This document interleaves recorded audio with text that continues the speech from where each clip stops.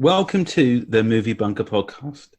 This is the podcast that reviews or celebrates, in a way, the critically panned movies out there, and we try to find good things to say about them. And we get special guests like today, to talk about a guilty pleasure or a film that we can find common ground with. That makes sense, doesn't it? Yeah. I present them as an unpopular opinion because guilty pleasures, and I realise that every time I do one of these, I explain to our guest that we used to record them guilty pleasures, and now we record them as guilty pleasures, and I just going to stop doing that and just ask them to talk about their film. I think it would be easier, and in the long run, it would make us all happier. Yeah, I think you're right, because we want to spread joy in the world, not damn things to pieces. But you managed to collar an old friend of the podcast back, didn't you? I did. I managed to get hold of Adelle Drover, who you might remember Chris spoke to about Van Helsing, and it kind of kicked off a whole sort of dark universe run for us. So we managed to get her back in, which is good because she's started a new job. So she was very busy, so we were lucky to get her in. And we spoke about Valerian and a city of 1,000 planets. Yeah. Do you know what's interesting about that is I got that title wrong during the interview as well. So there you go, fucking consistency. Well done, Matthew. Cheers. No, there's nothing like looking like an absolute idiot in front of a guest, is there? Twice, yeah. So but that's another Clive Owen film as well, isn't it? Because we did Shoot 'em Up a while ago. Yep. Yes, he is. Yeah, Clive Owen's in there. Cara Delevingne's also in it. And I thought, well, we'll see what we thought of their performances. But I've been watching the old fairy porno, the old Carnival Row. Oh, is it any good? It's good. We watched it all. Cara Delevingne can actually act. It just seems that apparently she wasn't the problem with this film. There was others issues. So yeah, she's good in it. She's very believable. The fairy world they bring up is incredibly believable. It's very good. Enjoyed it. Okay, I might have to check that out on your account, obviously, not on mine. Don't tell them. Amazon will shut me down. I had a couple of warnings. Of you. You are on 2 devices. I was like, oh shit. I mean, the film Valerian and the City of 1,000 Planets, I thought was pretty decent. It was very long, but it had good ideas, I think, and some pretty decent special effects. But it just went on a bit, didn't it? It was a lot of style over substance, I think, once you start driving into it, and some of it's batshit crazy. But let's see what Adele had to say about it. Here's the interview. Hello and welcome to the Movie Bunker podcast. It's Matt, and today I'm joined again by Adelle Drover. Hello, Adelle. Hi, Matt. Thanks for having me back. You're welcome. Adelle was previously with us and talking about Van Helsing, and started off a whole universe trait for us there. So we're wondering if this one will kick off the same sort of thing again. Van Helsing. Brings me back. I enjoyed that conversation talking about Van Helsing so much. It is one of my secret, guilty pleasure favorite movies. Good stuff. So what have you been up to since we last spoke? Not we, but since you and Chris last spoke. This is my first time. Yes. Yeah. It's actually a lot has happened since I was last on the podcast, actually. Not a lot has happened according to my YouTube channel, Roll Credits, where, you can find me doing film reviews and all that good stuff. But the channel itself has been super quiet because my day job has sort of taken over. I've started a new job working for working for Facebook. Right. So so I'm working I'm video producing over at Facebook in London, and it's been taking up all my time, sadly. So I've been really not been on the movie train lately, not been seeing all the new stuff come out. I've not even seen Once Upon a Time in Hollywood yet. So oh right, okay. Disappointing, I know. Damn those day jobs. I know. Getting in the way of life. Yeah, so true. I saw an interesting documentary about the Facebook sort of recruitment procedure because I'm an engineer, and it was just it was weird to just see the sort of like absolute sort of net fishing they do for engineers, just bringing them in through the doors, just constantly feeding. Yes. When there are new intakes for the new noobs, as they call them, when the noobs come in, it is you can tell, you can pick them out of the crowd. You're like, yep, you're a new starter. Do you know why? Can I give you the insider tip about how you know if somebody's just started at Facebook? How? It's because they have like a crazy amazing cafeteria. You know, it's all food, all free, breakfast, lunch and dinner, all free, and all like very good food.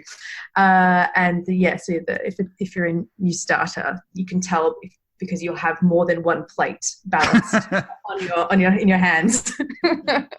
That whole sort of buffet reaction to what I can take as much as I want.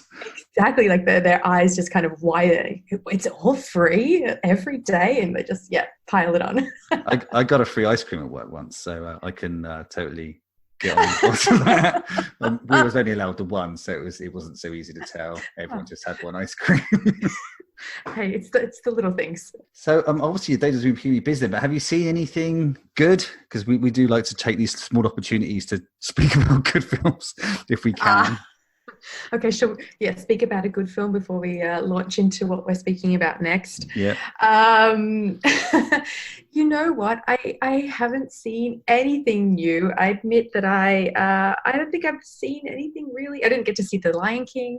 I didn't get to see Toy Story 4. I am so far behind. I'm embarrassed. I'm embarrassed to share this. What was the last great thing I saw?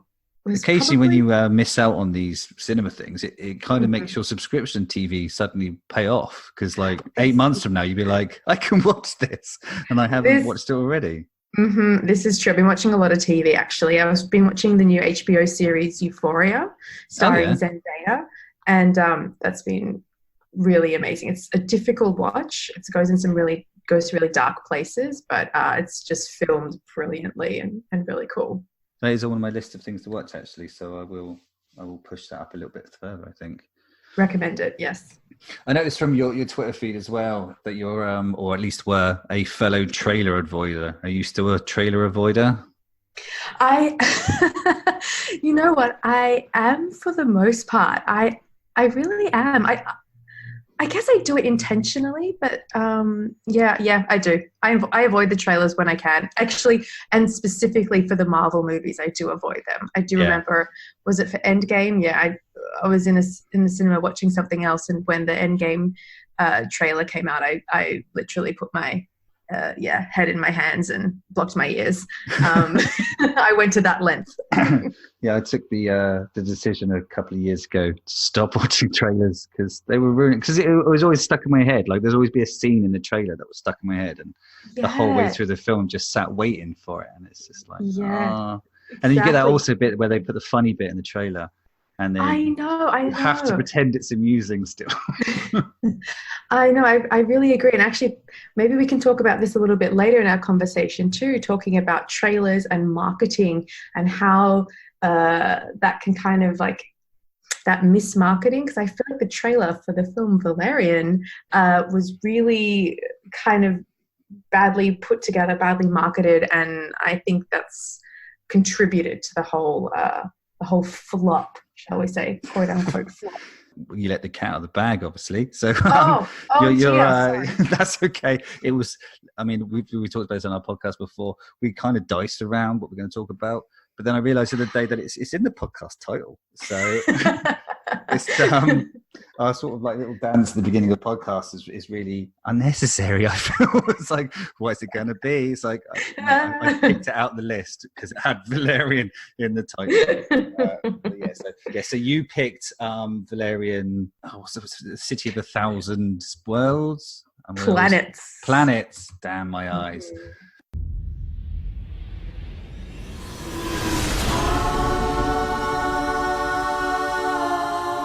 Home sweet home. Because the sky is blue, it makes me cry.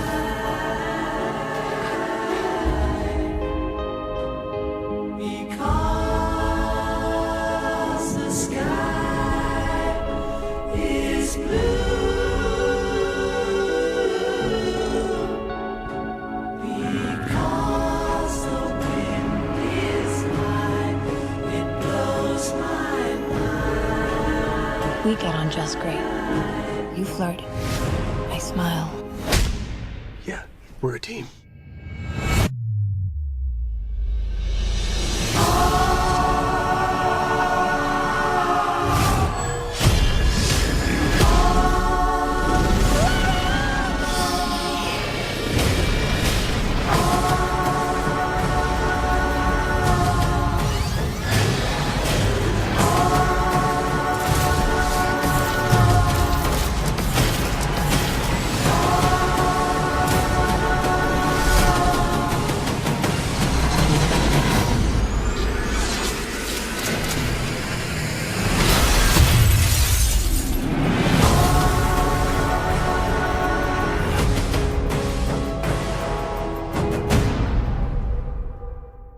So this is the film you picked. So can you tell us why? Well, I can tell you why before we even talk about, go into the plot or anything like that. But the reason that I picked this one is because I did not see this at the cinema, and I did not see it when it came out because the reviews just obliterated it, any hopes that it would be good for me. And it was a movie that it was a genre right up my alley, sci-fi, big space spectacle. But the reviews were so terrible that I never saw it. I just couldn't work up the courage to see it. So it's been sitting on my must-watch list at the bottom of the list, and it just keeps getting pushed back. And then coming on the podcast today was a perfect reason to watch it. Oh, so you hadn't seen it before this, or? I actually had not, no. Oh, wow. So this gave you an excuse and a reason to see it. Exactly. So you kind of, in a good way though, because I wanted to see it because it kind of comes up quite often. People do talk about this film, not in a positive way. The story is incredibly similar to my own with this film. It was before it got to the cinemas. It was one that was incredibly interesting because, Luc Besson with The Fifth Element and Leon, they're just great films that you can watch infinitely. It's just there's just no reason not to watch those films if you see that you flick past them. I did get a chance to see this in the cinema, and again, because of the reviews, very much like yourself, it's like, oh, that's going to be horribly disappointing. So I ended up just catching it randomly on TV or something when it was on, I think, rather than anything else. So, you think? So you don't even remember the experience of going? I don't. It was just it was such a sort of passive experience. It's like, oh God, there's that film I really wanted to watch. I know. And Luc Besson, he carries such a weight to him because The Fifth Element and Leon the Professional are such cult classics. And well, The Fifth Element for me is just a masterpiece. Yes, it's like cheesy space goodness. I love it so much. Cheesy space goodness is always good. Okay, so what did you think then? Now that you've watched it. So what did I think as a first-time watch for Valerian and the City of a Thousand Planets? Okay, well, see, I kind of went into this with as open a mind as possible because I already knew how terrible the reviews were. I was already expecting, I guess, the things that I already couldn't avoid hearing that preempted my watching of it was the chemistry between the leads, Dane DeHaan and Cara Delevingne, being non-existent. I think that was the main thing that I heard about this film without having really read any reviews or anything, just passively absorbed that the chemistry was non-existent. So I went into it with an open mind as possible. Right. And it was a mess. Yeah, it was a mess. Let's not beat around the grand spectacle was there. The visual effects were pretty striking and colourful and exciting, and the world was there. I don't know if the world building was there, but the world reaching out was kind of there. You can see Luc Besson's mind in all those visual elements and all those aliens and all the races and all those sort of things. But the story was just cringe-worthy. I think if you showed anyone like the first 5 minutes of this film, five minutes of this film, and they are, have come across Luc Besson's work before, they would go, "Oh, is this a Luc Besson film?" Because it's just like the design of the aliens and the sort of feel of it is just oozes it. And it is, you can't take away from the film, is gorgeous to look at all points. There isn't a part in it where the effects break down or anything like that. It's just a gorgeous feast for the eyeballs. Feast for the eyeballs. Yeah, exactly. I agree. That's why, people were saying that, and I don't know, do you agree that we spend the majority of the movie with the least likable characters in the universe? It is one of those very rare films where the people that you're meant to care about and, really get behind, you kind of want to see them get eaten by something because they are horrible people. I know.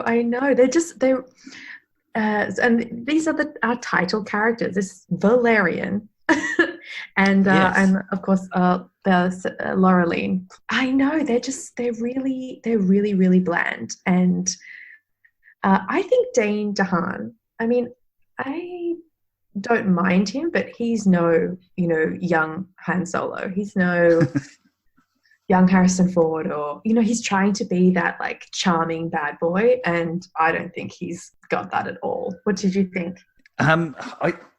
He's a strange actor for me because I don't think I've enjoyed anything that he's been in apart from Chronicle, where his kind of brood and inability to act paid off. It really kind of fit the role 100%.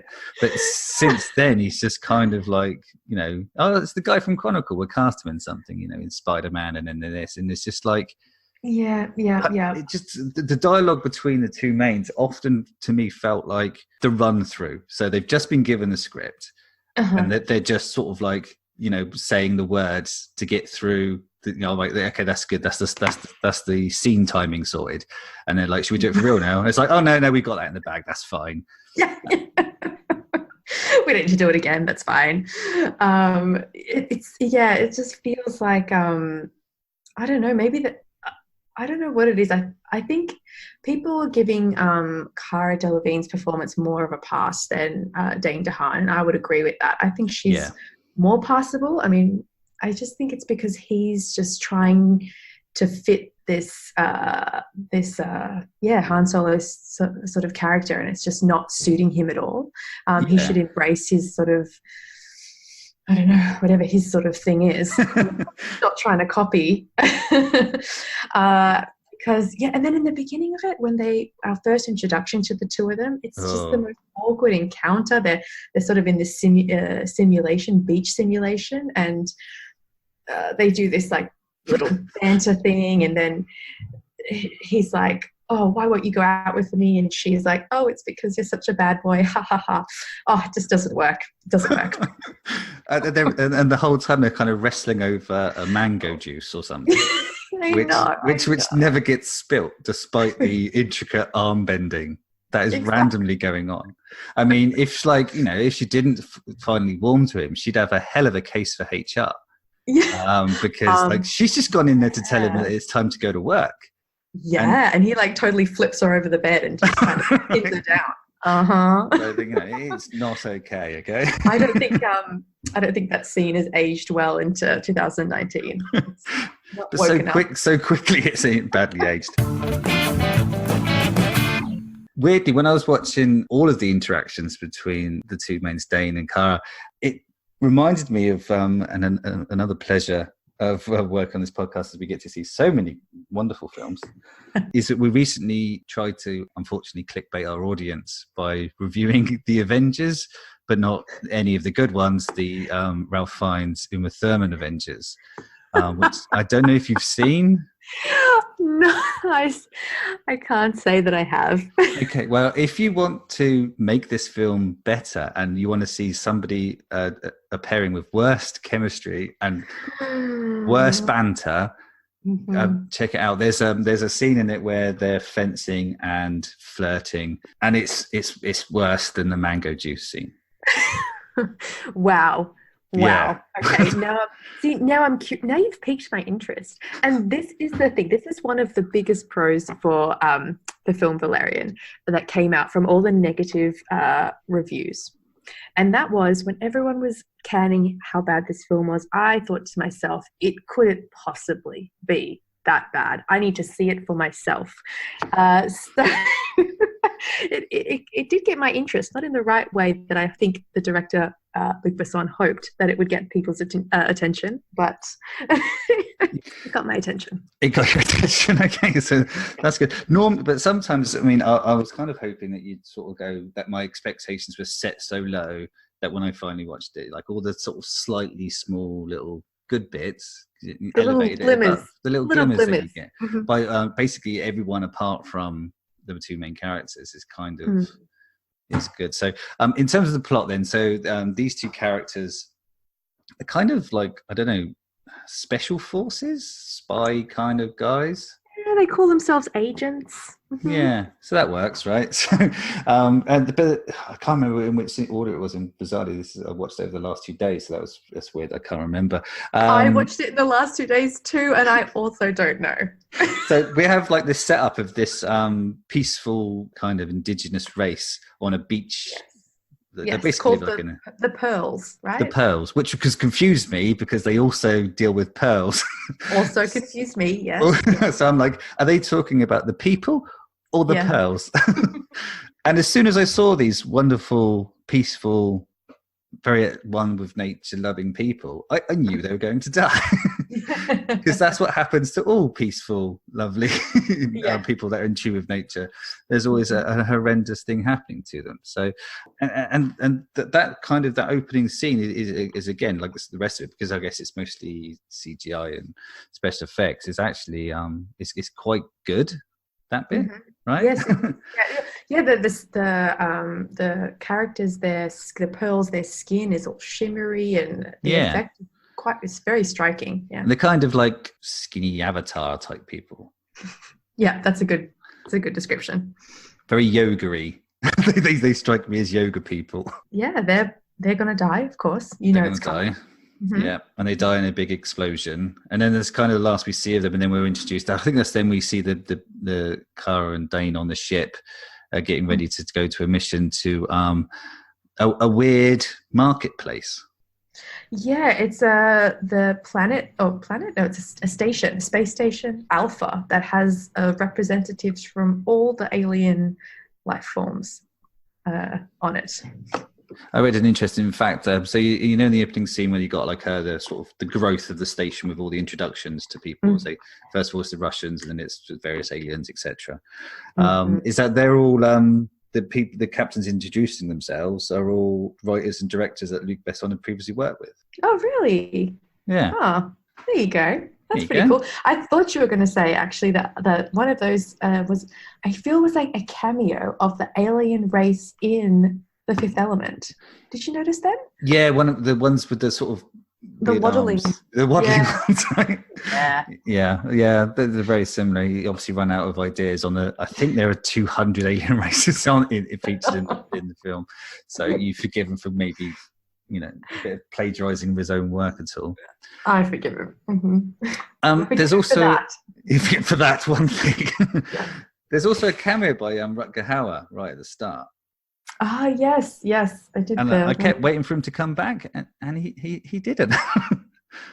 No, none of our good cameos in this film come back. There's a few fun actors who make cameos, and they do one scene and then they're gone. Yeah, I wonder if they read the script.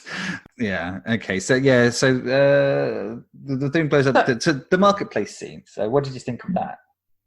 The marketplace. Oh, when you said marketplace before, you were talking about the marketplace. Sorry, I got confused with the space station with all the races. Okay, the first thing that they're going on the mission to that marketplace, which is actually pretty cool. I really dig the concept behind this marketplace that exists on a desert plain, and you see nothing from the eye, but then it's the actual marketplace is in a different dimension. So you put on your goggles and your headset, and then it's like this. Is it fourth dimension? I don't know what he said. Some kind of dimension. There's a dimension somewhere. Dimension, and then the whole marketplace opens up. That was really cool. That concept for that scene. I quite like that. I wasn't quite sure why it was guarded. Like, so I think the logic kind of lost me for. Well, a lot of the movie, I feel like the logic isn't quite there. Like, it doesn't quite add up. So why, firstly, are those two the only agents involved in the mission? Like, I feel like there's stuff that is explained throughout the film that's so obvious, and then other stuff that kind of needs a bit of reasoning behind it. It's like, what? I don't even know where to start, actually. I'm like, how much time do we have? How far into do we get? I was watching this breakdown of one of the scenes in the marketplace, and it's like there's a couple of mistakes as well. Like, Dane comes, so he's tracking. What are they trying to do? They're trying to stop this. Well, they're trying to get the little armadillo fella. Yeah. So this black market dealer is selling some like highly classified armadillo, and they need to confiscate it. I guess he's an agent sent in to confiscate this black market item. Yeah. This armadillo thing replicates, doesn't it? Like, you feed it something and then it just kind of shucks loads of these things. Yeah. It's they call it like a converter. So I guess whatever you feed it, it converts, or is it? See, I had struggles with the name because it does it convert or does it just multiply? So surely a multiplier would have had a better name for it.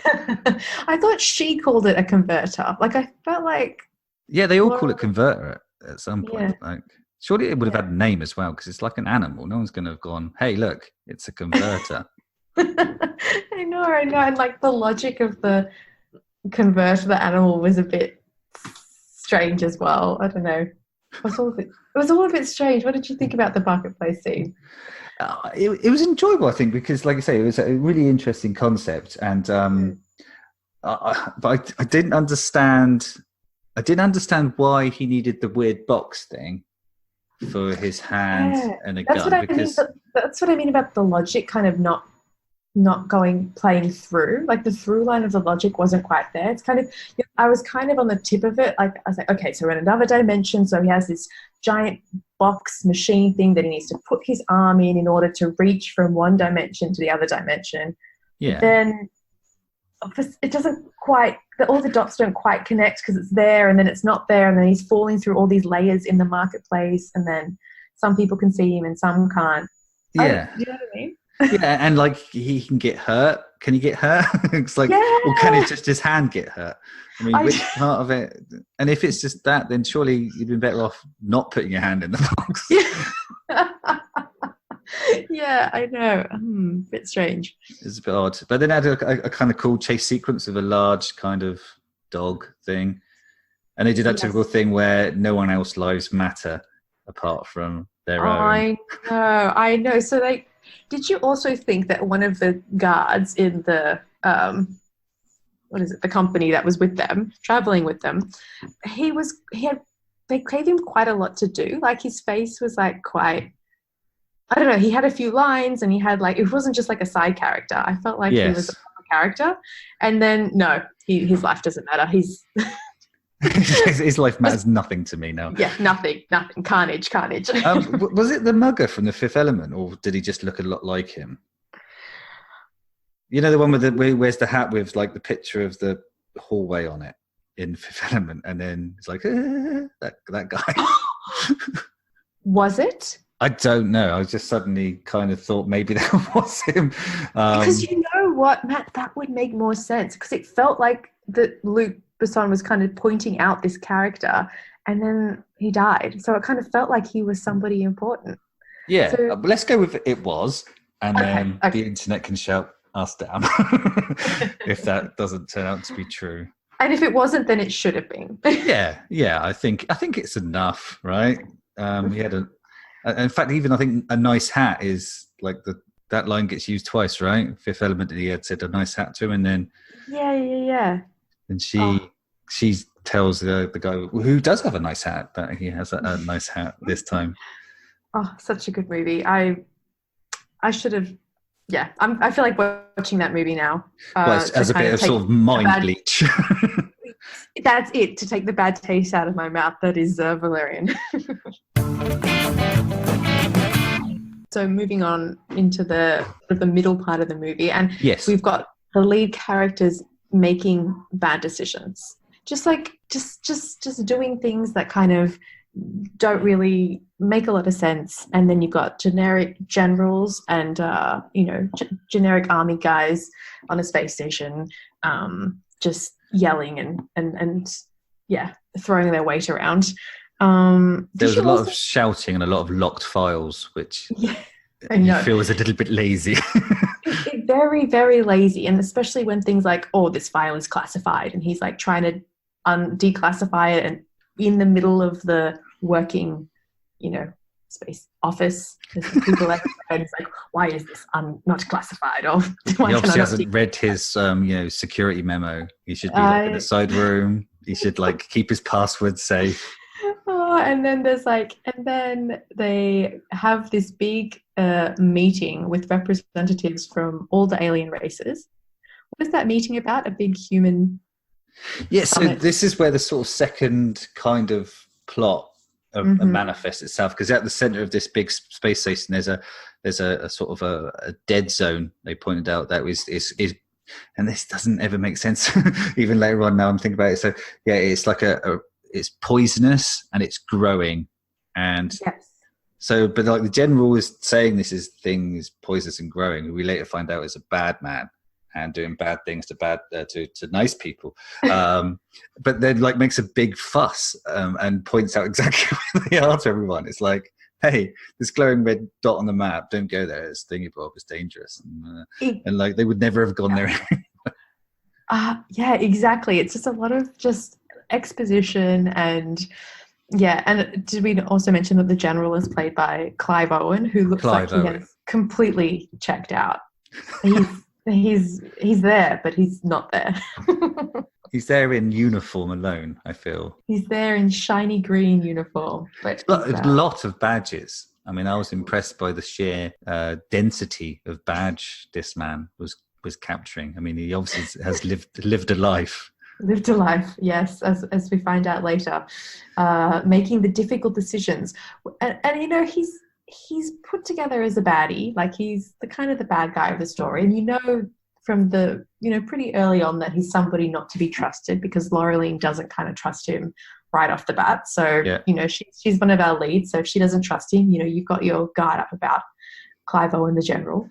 But further down the line, one of those things that really kind of bothered me is that he's painted as this bad guy, but he's just making military decisions. They're not that evil, they're not evil and conniving. He's just kind of doing what he thinks is right as a military man.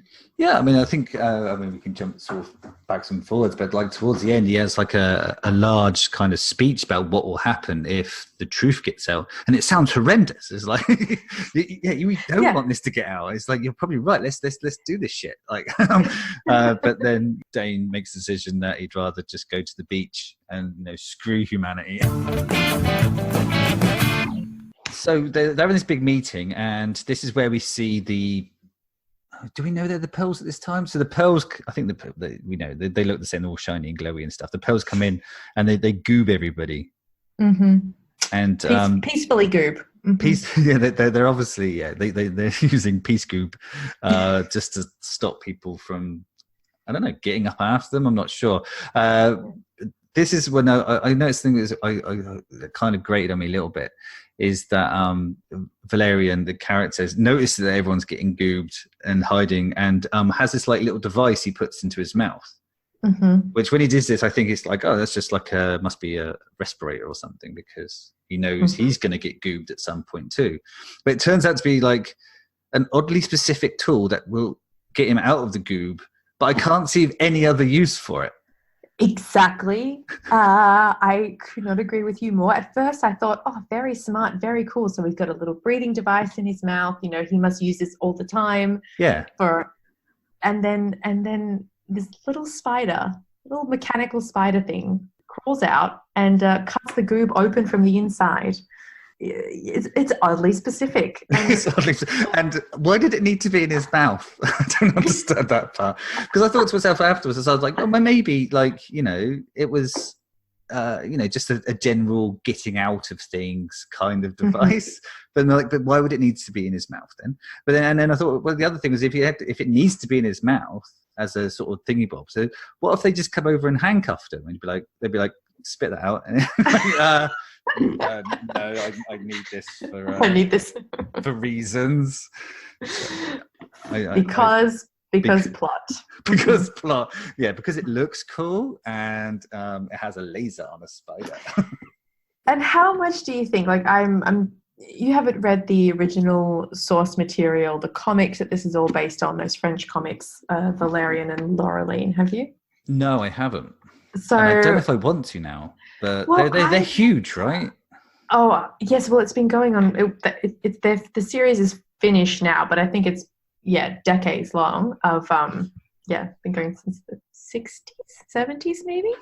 But see, whenever I see things that are oddly specific and I know it's been adapted from source material, I always think, oh, is that like something that was a big deal in the original material? And they it just kind of, it doesn't suit where it's been. It feels like it's just been ham-fisted into the plot because it's right. Yeah. It's trying to pay homage to the original material and it doesn't kind of really fit there. But do you know if it does, or if that's just we're giving it that other pass? Well, no, that's what I mean. I mean that I see something like an oddly specific thing like that mouth spider. It's like a fan call out. Yeah, exactly. I think, it was probably something from the comic. But no, it doesn't get an automatic pass from me. Because it doesn't make sense in the story well for people who are seeing the movie for the first time, for cinema audiences. Yeah, it's like walking past an open doorway and you see something inside of it and you initially think that's cool and just carry on walking, but then you're like something in your head grates and you like have to go back and look in the door and go, no, that doesn't make any sense. There shouldn't be a swimming pool in there. Just keep walking. Don't go back. Don't look too closely. It's like the sun. Just exactly. Stare around the outsides. Exactly. That's how I felt about this movie. I mean, it's very nice to look at, but don't look too closely because if you start to unpick it, it's just all going to unravel. It's very true. So then there's like a weird chase sequence after this. So after using the wonderful mouth spider to release himself and then just a knife to get rid of Kara's character's goob, then he does like a long run through walls, right? And stuff. Yeah, it's one of those scenes where it was in the 3D sort of era, so I wonder if it was like, we need to put something 3D in. Because I imagine it plays quite well in 3D, the various bits kind of flying at you. Shows a massive, once again, this guy's not into people. Massive disregard for property and just smashing through this entire space station filled with different races who all have different customs, who like some of them probably wouldn't get along with other ones, so you're just disrupting the whole balance, the whole ecosystem going. And I was just thinking as well, I was like, how, because Valerian's like bashing through all these walls, just doing this really long what's that X-Men character who like Juggernaut, who just goes through Juggernaut, that's it. Yeah, he's just doing a badass Juggernaut run. And I'm just thinking, how close are all these alien species living? They all seem to be living like, like, what is it, a little apartment block, because he's like going through walls and he's just like... and they're separated by like tiny, thin fucking walls. They're like, and I mean, like at one point he's in like what must be a huge fish tank, right? It's like massive, going through it. Just smashes out the side of it. It's like, they're all dead now. Yeah, but not only they're dead, flapping around like, but then like weirdly, rather than putting the fish tank at the bottom of the space station, it feels like it's near the top, because then he falls out the other side. So they're all gasping for water. Meanwhile, everyone else below them is drowning in like that town that was about the dam burst recently. It's just, isn't it? So don't you think like if the movie? So do you think that if the movie was like that? Engaging and we love the character, that we'd forgive something like that? And you just be like, oh yeah, it's just a cool scene. Yeah, Just definitely. enjoy I think it's because you just want him to die at every turn. So like every time he smashes through something where he should die and he doesn't die, you're just horribly disappointed and it sticks in your memory. This is true. And this is why it doesn't get a pass, because what should be a really cool scene that's just a like cool action scene ends up just us wanting to pick apart every single little bit of logic instead of enjoying it for what it is. You know? And physics, because at the end he smashes out because she gets the number upside down, right? Because it's not it's not 18, it's not 81, it's 18. He smashes out and I'm in space, and he falls. Yeah, he's falling through space. through space, falling through space, and then he gets into a ship, which then has he's weightless in the ship, and then gravity appears. And whilst falling through space, so my mind's going, that's wrong. Then they have, like as we mentioned before, there's a lot of cringy dialogue in here. But this is the worst part of, like, the worst of all the dialogues, because he's like, are you sure it's thingy bob? I've just crashed into outer space. And she's like, oh, no, sorry, I meant 18. And he's like, don't worry about it. We all make mistakes. But, with no passion or inflection or anything. You were so... Oh, I forgot about that. So he's falling. That's exactly right. And he goes, don't worry about it. We all make mistakes. It's like, I don't know, are you trying to be like, are you flirting with her right now? Like, you're falling.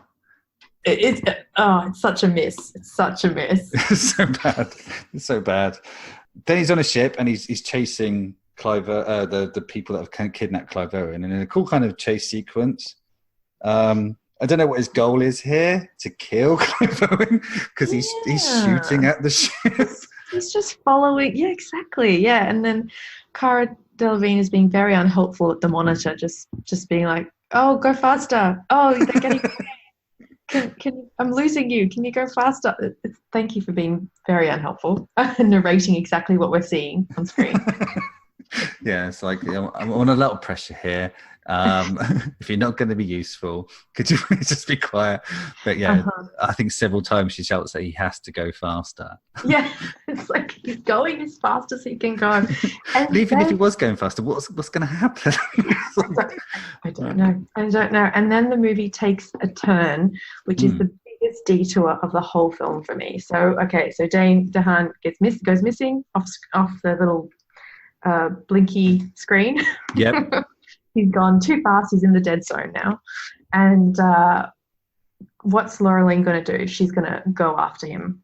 So there's this crazy, is it 20 minutes of this side quest where she, in order to find out where he's gone, she needs to go to the bottom of an ocean, find a magical jellyfish that's attached to a giant whale, unplug this jellyfish barnacle from this whale thing, put her head up its butt, and then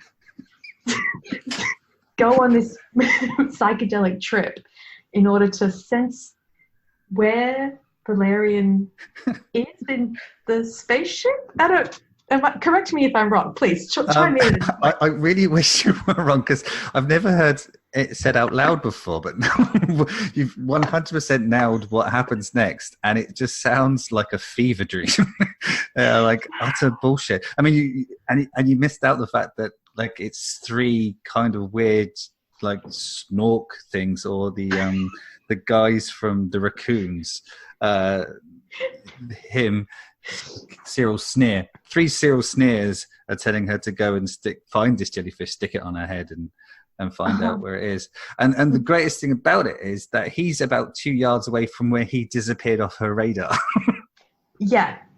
She could have just, exactly, the power of deduction, Laureline. You could have just, surely there was a better way of explaining the side quest of how she's going to locate where her partner is than that crazy sequence that they put together. I think this may have been, maybe this is one of these things you referred to earlier. I think this may be like a box ticking callback to the original source material, because I was reading in the trivia that in the original 2 books that this is mostly based on, Valerian actually goes missing for most of the thing. Is only in the beginning and the end of it, and it's actually Laureline is the main protagonist in the book that this particular Valerian episode was based on. Oh, that's interesting. Okay, so this was Luc Besson, trying to give Laureline some power as a character and getting her to do her own thing, her own quest.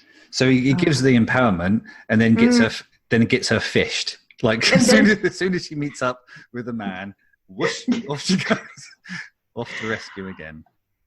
Yeah, exactly. So she finally finds him, she rescues him, and then what's she gonna do after the empowerment of rescuing her man and ain't gonna do no stereotypes here. She's found him, he's okay, she saved him, and then pretty butterfly.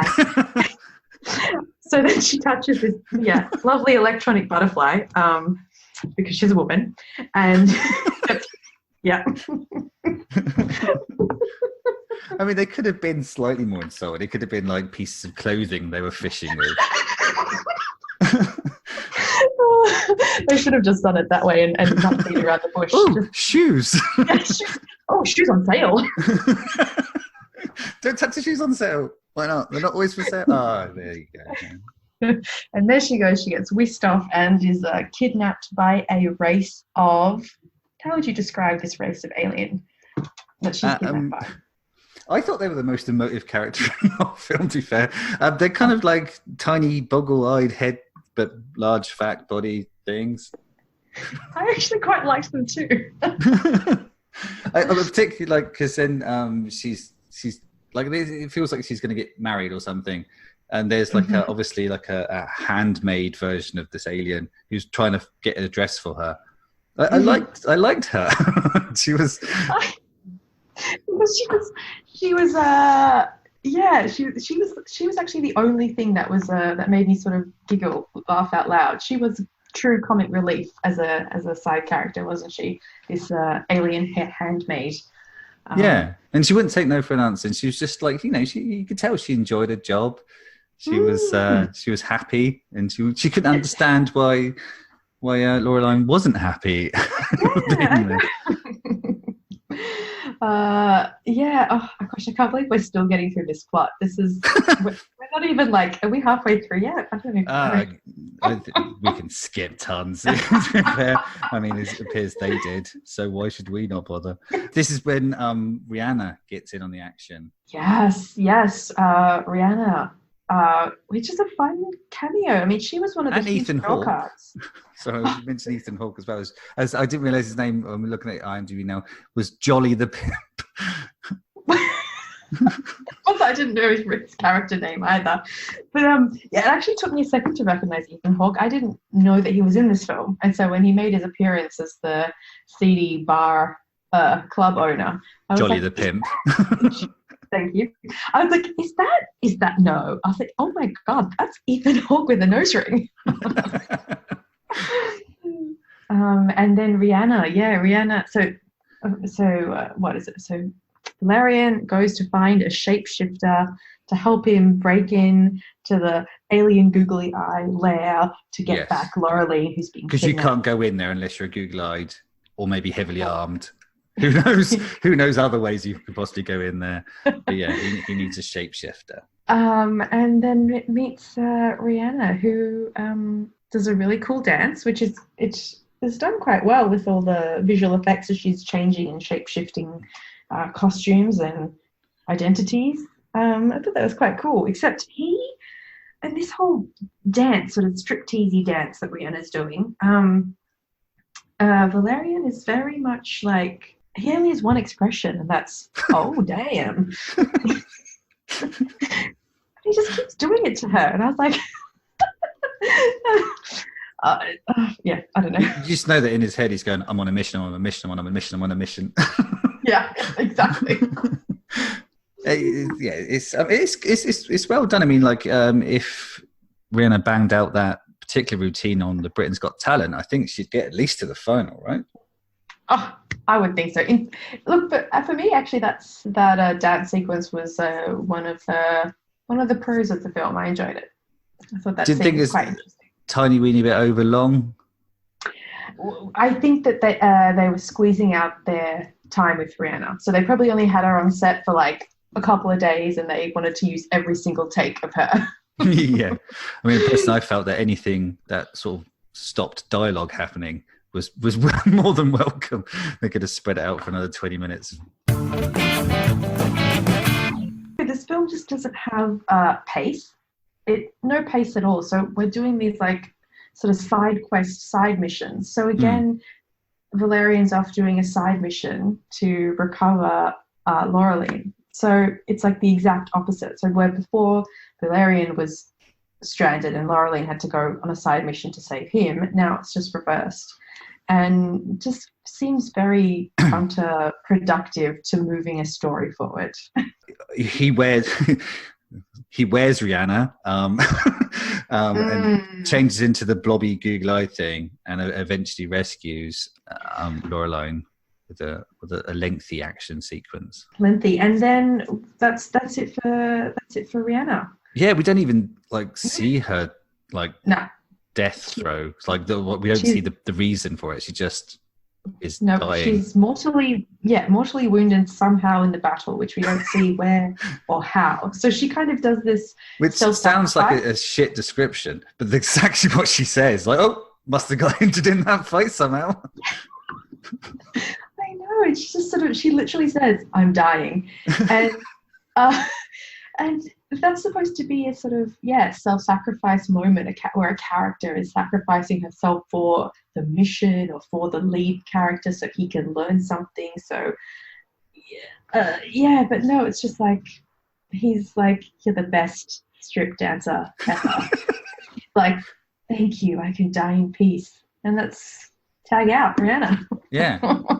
Where is she? She was right behind us. I'm here.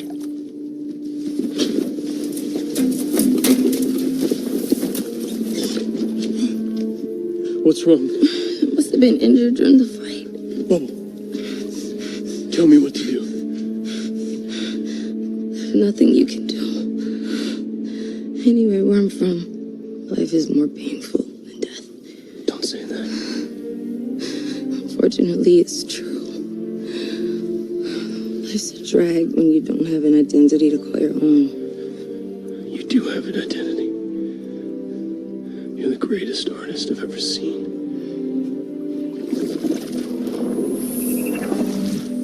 I thank you.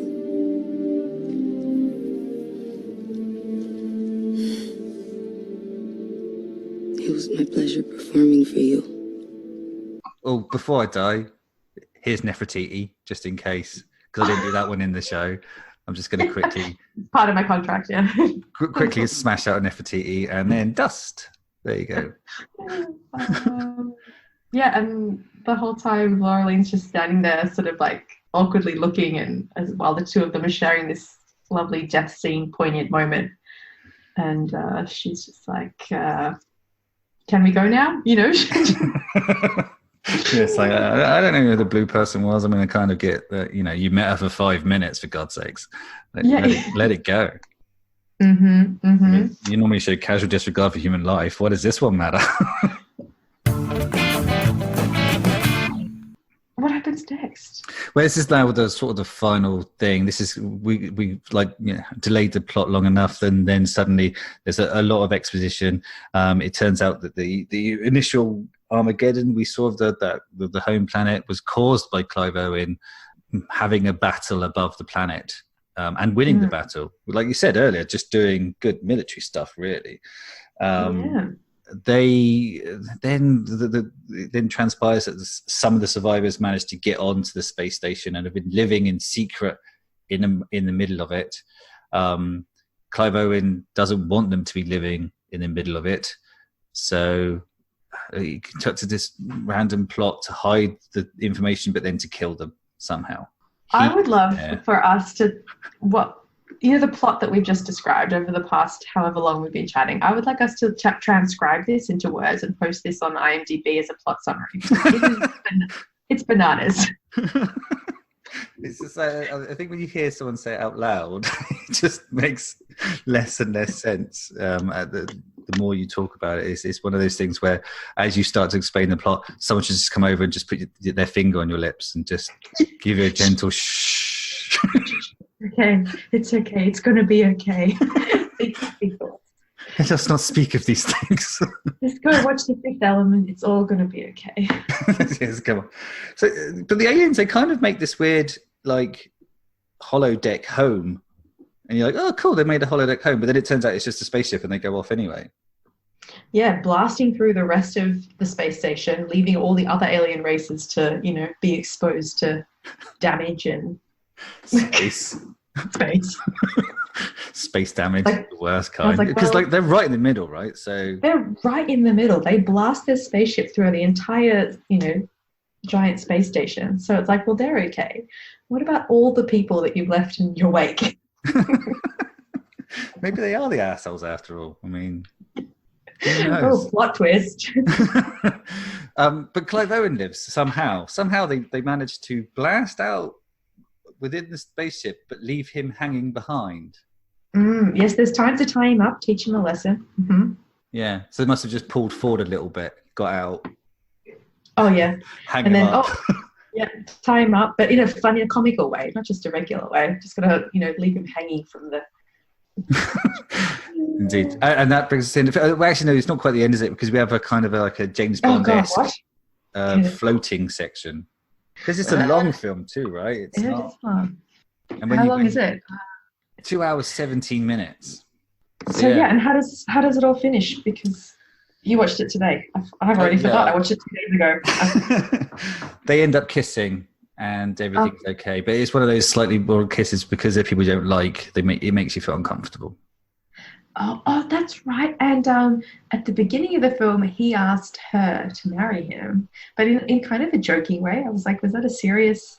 It didn't sound very sincere or like you meant it. Anyway, and then at the end, doesn't he bring it up again? And she's like, we'll see. Or something like that. Yeah, whilst voraciously kissing, we'll see. And then he mentions his playlist, which is a weird reference to anything, I think. Like, if you have people and they're referred to as a playlist, you shouldn't marry that person. Yeah. So has Valerian grown from this journey, this life-changing journey? Has he learned anything? Has he grown up? Is there any character development to be had? I don't think so, because I don't think at the end I'm still not convinced that he's not just gonna, bed Lorelai and then just pop off and find himself another bubble. Yeah. So we've learnt nothing. We've learnt nothing. We've achieved and learnt nothing. I think it's one of those films as well where if they'd done nothing, then the same thing would have happened. Because if he hadn't have nicked the thing in the first place, they would have had the multiplier. What was it called again? Converter. The converter. They'd have had the converter and the pearl, and they'd have just gone back. They'd have made their spaceship okay, and then they'd have just flown away without any of the damage or destruction, I assume. So had they done nothing at all. Nothing at all. Had Dane simply stayed at home. Had Cara just taken one for the team and actually agreed to marry him and take him to the beach, then everything would have been fine. Rihanna would still be alive today. She would be.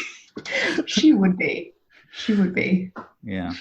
That has brought us to the end of the film. So is there any sort of summary or does this go in the bunker? Do we lock this down and just pretend it didn't exist, or does it go free in the world because there's enough goodness to save it? Look, I have so much respect for Luc Besson and his body of work, and I do respect the vision that he's tried to bring to life here. I love the genre. I like his eye for it, but the story, the acting, the execution, no. Let's just pretend this one didn't happen, and let's try again. Yeah, maybe we could do the reverse, like like they did with like Le Femme Nikita. They took like a popular French film and then Americanized it. Maybe they could reverse this and take this piece of shit and then Frencherize it with some decent You know actors. what? Yes, because it's got potential. I can see the potential there, but it's just been, bastardized with this American overlay that is just so cringe. I don't even know where to begin. So yeah, they should. That's a great idea. You should let him know that he should. If he wants to, I'll get him on the phone. if he wants to try again, you and I would be willing to give it one more shot if he wants to reverse and Frenchize it. Frencherize it, yeah. I promise, and if Luc Besson's listening, I know he's a big fan. I promise if he Frencherizes it, I will go to the cinema and watch it. And I'll pay the 3D tax as well. I'll do the lot. You know what? I'd do that too. There you go, Luke, if you're listening, we would do that. But unfortunately, this is staying in the bunker. It has to. You're the guest. You get the final choice, and you're saying lock it, bury it deep. Deep. In a jellyfish's butthole, please. For 1 minute and 11 seconds. Maybe we all need this jellyfish. Apparently, if you stay in there for longer than a minute, it starts eating your memory. Maybe if I find one, stick my head up its butt, Ooh. I'll forget this film ever existed. It might take something important, like how to make pancakes instead, and then I'll be fucked. So, would it be worth it though, just to erase this film? I think it's worth the risk. Yeah. Perfect. Okay. Well, thank you for joining me today, Adelle, and going through this film. I so much enjoyed hearing the plot description said out loud because it sounds like the ramblings of a mad woman. But it was spot on. Thank you, Matt, for having me so much. You know what? This isn't how I thought this conversation was going to go. I actually wrote a couple of very well summarized dot points that I was going to, very sophisticatedly say to you. But as it turned out, we just rambled on. I'm just sorry. Good old laugh. Even better. Do you want to just give us a shout out for these sophisticated dot points? No. I think what we said was a lot funnier. Okay, fair enough. All right, cool. Well, I'll let you get on with your life and your day, and I won't promise that we won't call you again to get you back on to review more films, because you're always amazing and fun to have on. Oh, anytime. Thanks so much, Matt. Oh, great chat there, Matt. Thank you. It was my. I just wanted to shout out. That was my first interview with zero technical problems, and I was so happy afterwards. I was a little buzzy bee. Okay. And it's nice that the Rihanna thing is a bit of an issue, isn't it? Yeah. I mean, there's various issues in there. The Rihanna moments are interesting. I don't know if that's the way to sort of describe it, but yeah. But I like Rihanna. Do you? Yeah. Why would you like Rihanna? She needs a good bath. Wow. Don't like her. Why do you think she needs a bath? Because I think she doesn't do herself or her mother any favours. Do you think she's scrubby? I don't know. She's just not my cup of tea. Wow. Well, there you Sorry. go. Devastating news for Rihanna and millions of fans there. How will she ever fucking cope? So Matthew, it's your turn to pitch, because I pitched last time. So I want to hear your movie idea, and I'm going to listen, and then I'm going to pour one hell of a dollop of scorn on it. It's good to know that you're coming into this with an open mind. So to preface, I've only written one page of notes this time, because there's a lot of this is in me, because this is a story that I've been thinking about for a while, I think, for a little while, for some time. A period of time I've been thinking about this, and I became slightly distressed that there's a Netflix or Amazon series which has Martin Thingy Bob and David Tennant in it as an angel and a demon, and I'm worried that there's similarity, but I haven't watched it. People won't believe me if it turns out to be the same thing. Martin Sheen. There you go. Martin Sheen, Yeah, Martin Sheen and David Tennant. good pairing as well, aren't they? Yeah, well, I haven't watched it on purpose. I wanted to do this first, get this out there, and then if it turns out to be the same, then I'm like, it's coincidental. Is this? I've got a feeling this could be the same movie pitch that you pitched me back in 2006 in Las Vegas. Oh, really? Is it that old in my brain? I don't know. It might. I don't know if it's the same pitch, but you've. I was quite drunk back then, so it's possible. No, this was during one of the many shopping mall visits that we did, and we were sat by a fountain whilst our wives were shopping, and you pitched to me a film. I'm wondering whether this is it. It's entirely possible because this has been knocking around in the old brain box for a while. Let's go. I've got my eyes closed. So, 2006 maybe it wasn't. But yeah, anyway, we'll give it a go. Right, so there was a bit of flourish added to it today, which wasn't there previously. So this is it. So this is an alternative universe where angels and demons are not only real, but they inhabit the same world as us. They walk the same streets as us. So humans are seen very much as a lower class in the beginning, as because they are both subservient to demons and not holy enough for angels to give their time to, so almost completely ignored by them. And so, like, in the beginning of this film, there'd be some sort of exposition about how this started, moved through time. Like the beginning of Watchmen, where we have kind of the alternative universe with the superheroes introduced. Yeah, kind of like that. So then we can see, like like the movement through history of human use as slaves by the demons. Then kind of like a Martin Luther King kind of figure for the humans, and then like a Rosa Parks thing. So not so much aping on the race thing, but just how we get to a sort of modern era status where we've got angels, demons, and humans legally and politically on the same footing, but very much still this undertone of second-class citizens and not being quite right, held back, not in the positions of power, etc. You with me? I'm with you. Right. So that's the sort of preface of the film. This is the universe that this film is then set in.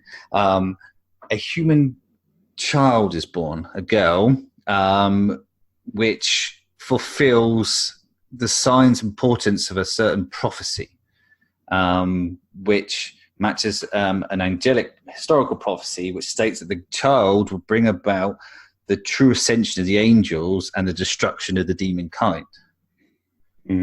Same time, there's child's born, which fulfills an ancient demon prophecy about the dissension of the demons and the destruction of the angel kind. What's interesting is that, well, I believe to be interesting and hope others would agree, is that both the prophecies refer to the same child. So there's some interpretation of ancient texts that believe this child to be either the destruction of the angels or the destruction of the demons and the ascension of either of those inversely.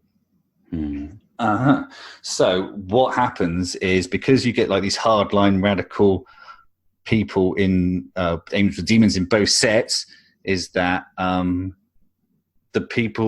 religious sects that believe in them being the savior of their people, sets they send along a protector. So there's one angel protector and there's one demon protector. So this is where the film sort of starts off, where you've got this angel protector and this demon protector, both believing that they're protecting their savior, but also believing that there's a chance that they might actually bring around the destruction of their kind. So this is how it goes. And then obviously various action sequences will then transpire with attacks, counterattacks, various other bits and pieces. There'll be the certain odd couple buddy movie. So I'm not really sure in my mind. I haven't really firmed this down in my head whether or not this is a film that's going to be played kind of dark and serious or DC-like, or as a light brevity kind of film with a slightly serious undertone. So we're thinking either sort of like Harry Potter kind of vibe, where the film grows through its many, many sequels, or whether or not it holds a sort of darker, say, Lord of the Rings kind of tone throughout the whole of its movement through. I was thinking, I was talking to my daughter about this earlier, and she suggests that it stays funny, and she wanted The Rock as the angel protector and Kevin Hart as the demon protector. But then she's a big Jumanji fan, so, you know. But then I thought to myself, that would actually work. Probably be quite well. But you could have it. So either you could start it off as keep it as the baby, or you could just progress a few years so you could have kind of like this thing. I've got in my head that there's a twist, but I'm kind of protective of this, and I'm not sure I want to say the twist or where it will go, because not really fleshed out. B, like, you know, why am I going to ruin this film for people, like the hundreds of people that can listen to this podcast? Yeah. Tens of hundreds, tens. Just people will listen to this. So yes, there it is. There's the pitch. I'm not sure that is the Vegas film, but that's the pitch. No, it's not the Vegas film. That's the pitch. Did you want to know what I think? I'm free to. I'm ready. And honestly, it bored me to fucking tears. I mean, for half of that, I wasn't even listening. Right. I was on my phone checking. I did notice that your eyes kind of left mine for a while, and just, you know. I thought you were texting, you know, a director and like, you know, we need to get on this right away. I thought that was what you were doing. Have you seen Bright, Netflix movie? Which I have, and I'm aware of, you know, there is, you know, these sort of universes that exist. Even the have you seen Star Wars? I've seen Star Wars. The Chosen One. You know, a child is born. Yeah. To bring balance to the Force. Have you seen that? Yeah, I've heard of that. Yeah. I've heard of that. Well, I mean, this is basically just a massive wank in it. Basically, you've just sat and wanked off and then written it down because it's absolute fucking dog shit. There is some jizz on this, but I thought that was just excitement. I didn't even have to touch myself. I just read and then. Yeah. You just, you know, this.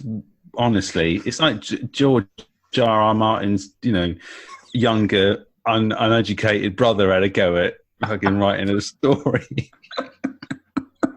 I had nothing to do with that last season. I've told you this already.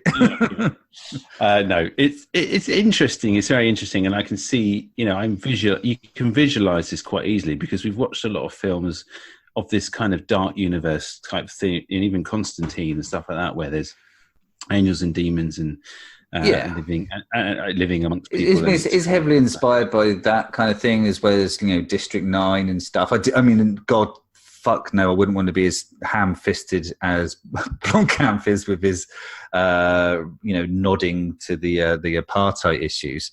So, you know, even though in the initial get-go, it presents that as, you know, always is going to be racially charged. It's not. It just wants to create this sort of feeling of conflict, if that makes sense. Yeah, it does make sense, because you've got, you know, naturally, like, there'd be people that would feel that they were more superior than others based on the fact that they have, you know, potentially might have some special powers in a bit of wingage.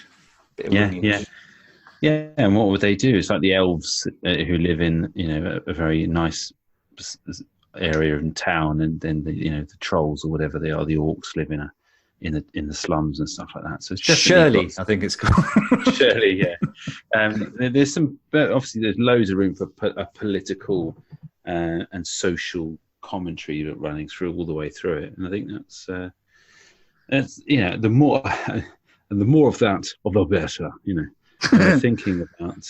Thinking as well as watching, food for the mind as well as for the eyes. That's what they say, isn't it? So a great idea. You kind of it trails off a little bit. I mean, to be honest, right at the end there, we were talking about where it's going to go. You're talking films in the future. Yeah. So the initial film number one would be set building, wouldn't it? I guess, and universe building. You'd have to create yourself some sort of finale to capture the minds and interest of people, because not everyone's going to instantly jizz when they see this. Yeah, there'd have to be some. I mean, it's not fully fleshed out. I might need to get some help with some of the finer details, like what happens. But you're not necessarily, in terms of story premising and writing, a lot of it just comes from a concept first, and then people are brought in to just sort of give. But yeah, at its heart, it's three men and a baby. It's a buddy movie. It's people looking after a child they'll go fond to, and then there will be a betrayal of some form. That either one will really realize that the other one's prophecy is correct, or they'll both realize that the prophecy is utter bullshit. Questions of faith. Where do they put their faith in what they're told to do, or what they actually morally believe they should do? Do they conquer their natural superiority over the human child, or do they realize that we're all just the same deep down, apart from some of us are angels and some of us are demons and other people are humans. It could be that it's a middle-aged balding man's wild dream, and he wakes up with a saliva going down the side of his face. And then shoots himself in the forehead. And it's Stephen Graham all along. Dwayne Johnson pulled off a mask. Hey, calm down. Oh God. Stephen Graham comes back. Oh dear. No, I mean, you put so much more effort into yours than I do to mine. But this is it. This is the two kind of pre ones. From here on, it's going to be the same as you're like 2 minutes beforehand. I'll think of some random shite, jot it down, and hope for the best. Well, my ideas come best to me at night time or in the morning. So if I've just woken up after having a very strange dream, and then before I go to bed, I just think, oh yeah, that's a good idea. Like I had a really good idea for a film, and thought, I'll remember that in the morning, but I didn't. Got to start keeping a notepad and pen by the bed, mate. Yeah. But your film that you pitched to me in Las Vegas in 2006, 2007, whenever it was not that one. So off mic, I'm going to have to remind you of that, and you're going to have to. I'll do that next time. Yeah, I'll see if it's still with you. Yeah, is it still with you? You might have been that off years ago, but I do remember it because when you're young and without children, you sort of ponder this sort of thing in a lot more detail than you perhaps do nowadays. I like it as well because it's like a little cliffhanger for our listeners. It's like, I want to know what that film was. The one that was Vegas 2006, the famous Vegas 2006 story. 6 movie, and I can tell you that the lead character, it was played by Simon Pegg. Wow! Oh, I need to know now. Let's bin this off. We need to chat.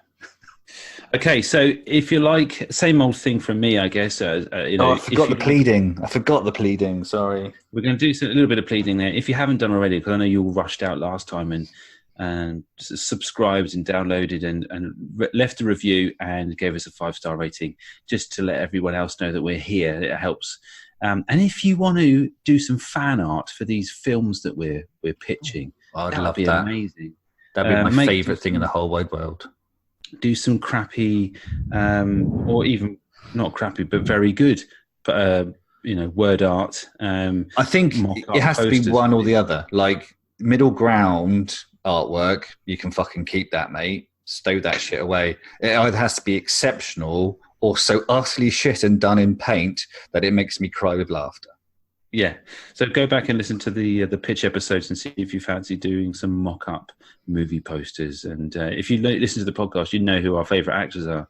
And so as long as The Rock and Dwayne Johnson, who's the same person, and Gerard Butler are there, potentially Surrey and McKellen as well can pop up here and there.